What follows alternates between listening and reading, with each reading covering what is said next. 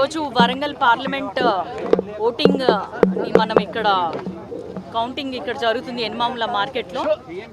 దాంట్లో ప్రస్తుతానికి 7-8 రౌండ్స్ అయినట్టున్నాయి, 9 అయినాయి. మనకి 90,000 కాంగ్రెస్ పార్టీకి, కాంగ్రెస్ అభ్యర్థిగా డాక్టర్ కడియం కావ్యకి 90,000 లీడ్ ఇచ్చారు. ఇంకో 9 రౌండ్స్ ఉన్నాయి. సో అదంతా అయిపోయే వరకు కూడా మనకి 1.5 కంటే ఎక్కువ మెజారిటీ మేము ఎక్స్పెక్ట్ చేస్తున్నాము.